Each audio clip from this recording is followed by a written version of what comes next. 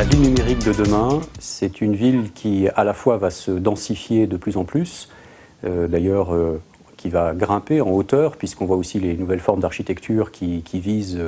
des hauteurs de plus en plus spectaculaires, comme on peut voir à Dubaï par exemple, avec la tour qui fait presque 900 mètres de haut. Donc c'est à la fois une ville qui se densifie de plus en plus, et c'est à la fois une ville qui se virtualise de plus en plus, avec sous les effets de la révolution numérique. Et donc cette ville va devenir de plus en plus communicante, relationnelle, interactive, grâce à la fois à des murs écrans qui vont se développer de plus en plus dans la ville, mais aussi grâce à la mobilité des individus qui va s'accroître, qui va s'augmenter de capacités numériques, comme évidemment le téléphone mobile, mais aussi tous les supports mobiles qui vont nous rendre de plus en plus interactifs avec notre environnement.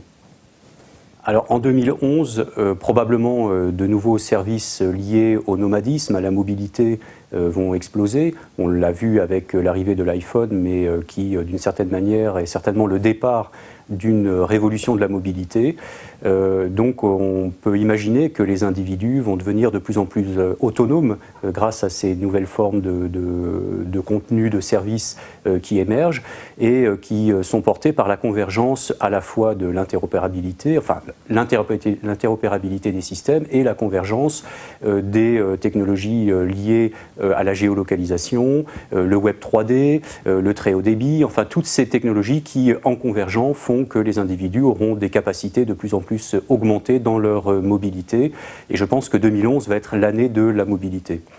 L'architecture va de plus en plus évoluer vers des lieux à la fois physiques et des lieux virtuels, c'est-à-dire qu'il va y avoir des extensions virtuelles de l'espace physique.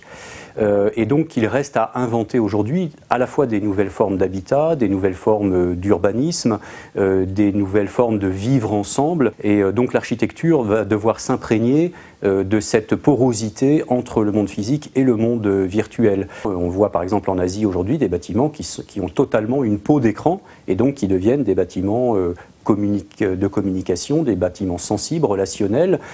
qui peuvent communiquer toute forme de message, pas simplement de la publicité, ça peut être de la décoration, mais ça peut aussi, pourquoi pas, constituer des portes vers la sphère virtuelle. Donc on rentre dans une espèce d'architecture ubicante, une architecture qui nous met en relation avec la sphère virtuelle. Et à l'intérieur de ces lieux, c'est bien entendu toutes les formes d'interaction qu'on va pouvoir avoir avec cette architecture,